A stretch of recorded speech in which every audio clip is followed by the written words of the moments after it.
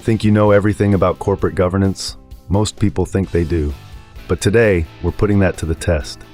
This is a 10-question fact or fiction challenge. I'll give you a statement.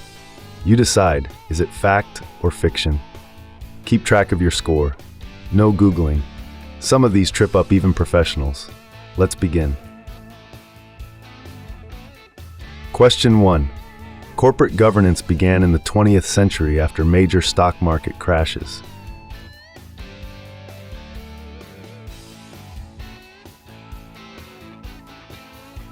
The answer is fiction. Governance principles go back centuries. The roots trace to early joint stock companies in the 1600s, long before modern financial crashes.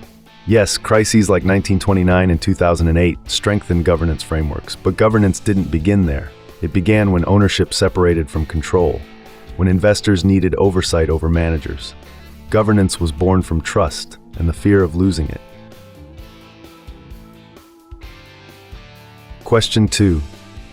The Dutch East India Company was one of the first organizations to face shareholder governance disputes.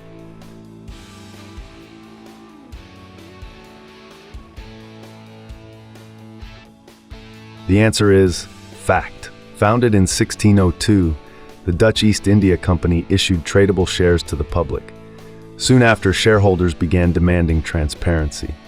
There are documented investor complaints from the 1600s asking for accountability and better reporting. Shareholder activism isn't new. It's over 400 years old.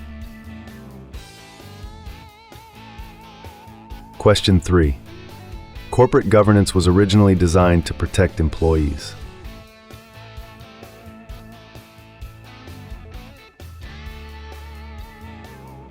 The answer is fiction. This sounds modern, but it's historically inaccurate. Early governance focused on protecting investors' capital.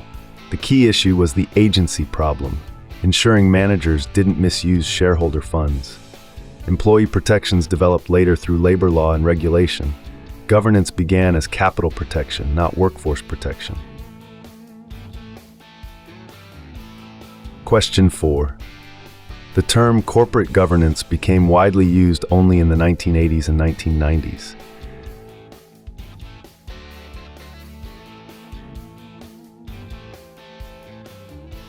The answer is fact. Governance practices existed long before the phrase, but the term gained prominence after major corporate scandals in the late 20th century. The 1992 Cadbury report in the UK was a defining moment.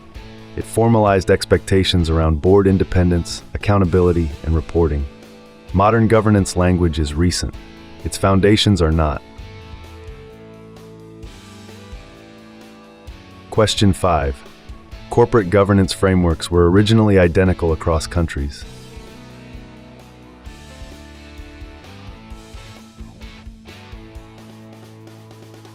The answer is fiction. Governance evolved differently across legal systems and cultures. The US emphasized shareholder primacy. Germany adopted a two-tier board system. Japan integrated governance within broader corporate networks. There has never been a single global model. Governance reflects law, culture, and capital markets. You're halfway through. How many have you gotten right so far? If you're at 5 out of 5, impressive. Most people miss at least 2 by now.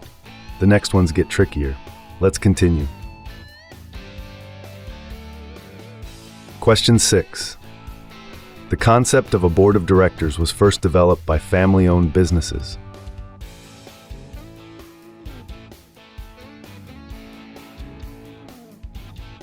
The answer is fiction. Boards emerged primarily in joint stock companies, where ownership was spread across investors. Family businesses didn't need formal boards at first. When ownership and management are unified, governance structures are simpler.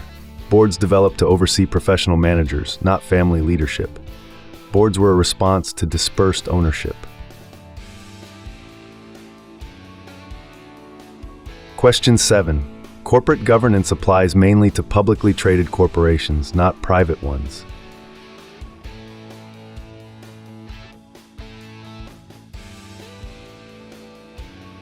The answer is fiction. Governance applies to all organizations where control and accountability matter. Private companies still face oversight issues. Family businesses still deal with succession and fiduciary duties. Investors, lenders, regulators all expect governance discipline. Public companies may face stricter disclosure rules, but governance is not exclusive to them. Question 8. Boards of directors are legally required to solely act in the best interests of the company's shareholders.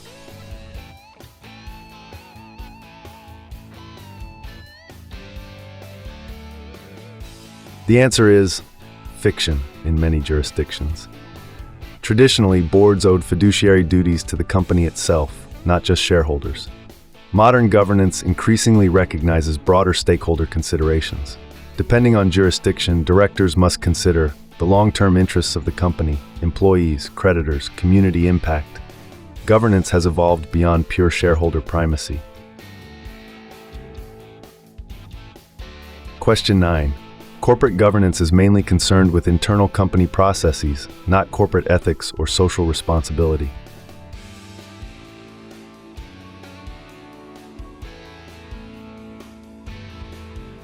The answer is fiction. Governance is about oversight, accountability, and ethical direction. It includes risk management, ethical conduct, transparency, ESG considerations, corporate social responsibility.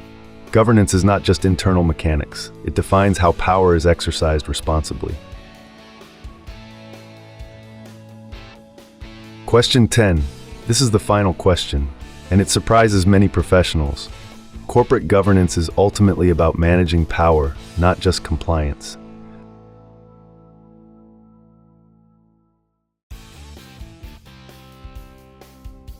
The answer is fact. Compliance is the surface layer. Governance is the structure behind it. Who controls decisions? Who allocates capital? Who holds executives accountable? At its core, governance emerged to balance power between owners, managers, and stakeholders. Compliance is procedural, governance is structural, and understanding that difference separates surface knowledge from real expertise. So, what was your final score? Comment your result below. If you scored 8 or higher, you truly understand governance history. If not, now you do. Like and subscribe for next week's challenge, because governance isn't about assumptions, it's about accountability, and accountability is power.